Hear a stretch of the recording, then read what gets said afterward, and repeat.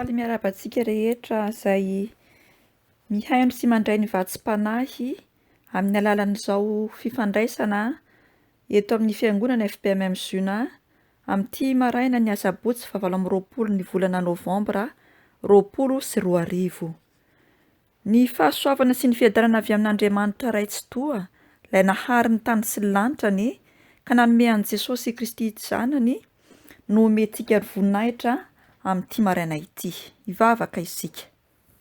Endre ny fahalehibiazan'ny herinao ry Andriamanitra nahary ny tany sy ny lanitra, izay nanome an'i Jesosy Kristy Zanakao ho mpamonjy sy ho mpanavitra anay, ary nandrotsaka ny fanahy masina izay mpitaridarina sy feno fahendrena. Misaotra anao indrindra hatr'izao maraina izao, miarahaba anao manoroka ny tongotrao masina ary ilay tompony tompo sy mpanjakan'ny mpanjaka, satria ny famindram-ponao mbola natoza ao anay tsiraray avy. Misaotra anao indrindra izay satria mbola nomenao izao maraina izao indray amin'ny ora izay efa nifanekenao sy nifanekenay andraisanay ny vatsim-panahy avy aminao. Sokafy ny fonay tsiraray avy ara Jesosy any amin'ny tokantrano, any amin'ny toerana izay misy anay, mba ho tena ho mpiaino mpakatoa izay fa tsy ho mpiaino mpanadino, ary ny mpanomponao kosa Jesosy dia ho fitaovana mahomby eo am-pelatananao hampita ny fampahirezana avy aminao. Amin'ny anaranao Jesosy Kristy velona sy manjaka draiadraika ao mandrakizay no angatahanay sy anaovanay izany vavaka izany. Aleloia. Amen. Ny vatsim-panahy izay andrenesantsika sy ho raisintsika amin'ity maraina ity dia hitantsika ao amin'ny bokin'ny Titosy, toko 4, andininy 4 ka hatramin'ny 5. Titosy toko 4, andininy 4 ka hatramin'ny 5. Vakiana amin'ny anaran'i Jesosy. Fa isika koa dia adala fahiny, tsy nanaiky, voafitaka, dia andevo ny filana sy ny fahafinaretana maro, ary velona teo amin'ny lolo-po sy ny fialonana, sady hala noho ny fankalahy. Fa rehefa niseho ny famoram-panan'Andriamanitra mpamonjy antsika sy ny fitiavany, ny olona, dia tsy havita amin'ny asa amin'ny fahamarinana izay nataontsika, fa araka ny famindram-po kosa no namonjeny antsika tamin'ny fanasan'ny fiterahana indray sy ny fanavaozan'ny fanahy masina. Amen. Izao tenin'Andriamanitra izao izay hanomezany antsika ny vatsim-panahy dia mazava tsara fa mamporisika antsika kristiana na itsika izay mpanara-dian'i Jesosy Kristy Tompo mba hanao izay tsara eo anatrehan'Andriamanitra sy eo anatrehan'i Jesosy Kristy Tompo. Ary ambarany mazava tsara fa ny fanahy masina izay mitoetra ao anatintsika tamin'ny alalan'ny nandraisantsika ny batisa, tamin'ny alalan'ny niraisantsika latabatra taminy ny sakramentan'ny fanasan'ny Tompo, no nazahoantsika ny fahateram-baovao na ny fiterahana indray. Ary eny an-dalana eny dia amin'ny alalan'ny fibebana sy ny fanaovana todi-kivoan'ny fahotana dia ananantsika ny fanavaozana ny toe-panahy sy ny toe-po ary ny toe-tsaina araka an'Andriamanitra. Izay indrindra no tian'ny tenin'Andriamanitra hampatsahivana antsika amin'ity andro anio ity, fa izy ilay Jesosy Kristy Tompo dia tia hanome antsika fiainana izay voaova. Manao ahoana moa izany fiainana voaova izany? Raha fantatsika tsara fa misy sary vongana malaza anankiray izay antsoina hoe Davida. Io sary vongana anankiray izay natsoina hoe Davida io dia nataon'i Michel-Ange. Ary inona nataon'ity mpahay asa tanana malaza ity? Ity mpanao asa tanana malaza ity dia nanova ity sarina bolongam-batosoa iray, izany hoe nalainy ny vatosoa lehibe anankiray, dia rehefa nalainy ity vatosoa lehibe anankiray ity dia nasiany endrika. Rehefa nasiany endrika ity vatosoa ity dia nasiany endrika ka nataony sarin'i Davida, ary nambarany Léonard de Vinci izay olona malaza fa tsy misy olona afaka namboatra na hanome endrika na anao na inona intsony satria simba tanteraka ilay bolongam-batosoa, tsy hita hoe afaka atao ahoana. Kanefany ity mpahay sary sikotra sy mpahay asa tanana ity izay Michel-Ange no nanova ka nanome hatsarana dia nahatonga sary tsara tarehy. Ary rehefa vita sary tsara tarehy io sary io dia sarin'i Davida no nivoaka avy teo, dia nanana endrika tsara sy kanto.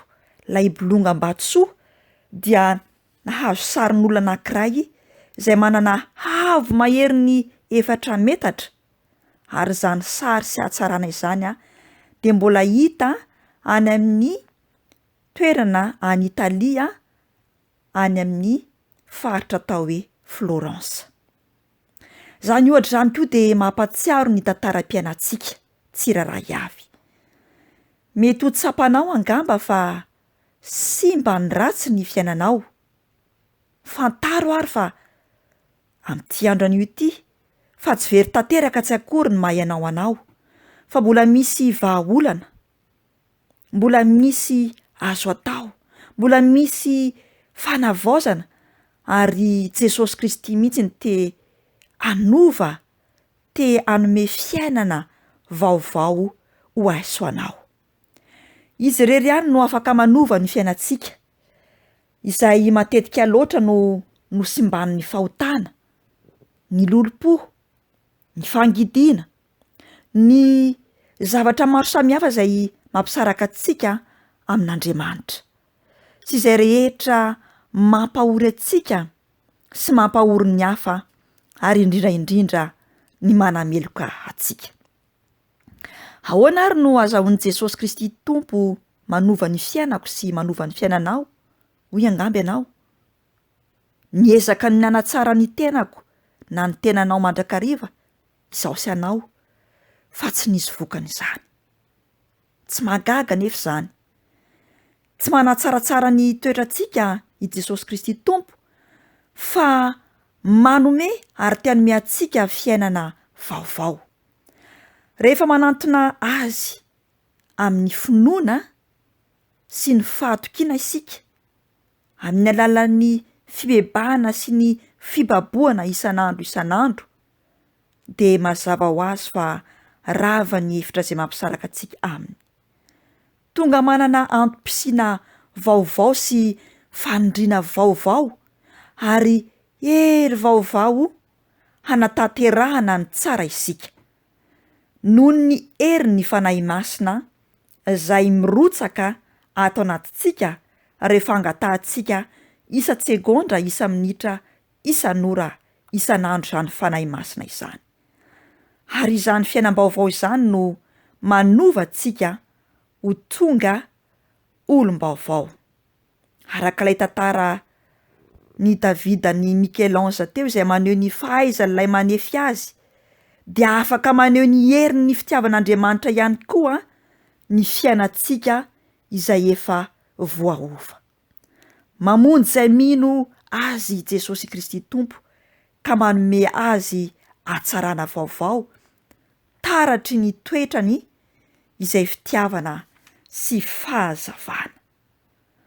Androany ara dia te hanome antsika sy te hanatanteraka izany fahateraham-baovao izany Jesosy Kristy Tompo ho an'izay mino marina, ho an'izay tapa-kevitra ny ho kristianina marina, kanefa kosa mangatany fanahy masina. Maneke ny fanavaozan'ny fanahy masina dia hanana fiainana voaova isika amin'ny alalan'ny Jesosy Kristy Tompo, lay mpanova, satria izy ny tompon'ny fahefana rehetra any an-danitra izay tia-tany. Ho azy ny voninahitra, fa ho antsika kosa ny fiainana vaovao, ny fiainana voaova eo ambany fahefan'ny fanahy masina. Vavaka isika. Misaotra ry Jesosy Kristy Tomponay amin'ity maraina ity, satria ianao dia tia hanova anay, tia hanavao anay, ary tia hanome anay ny fiainam-baovao.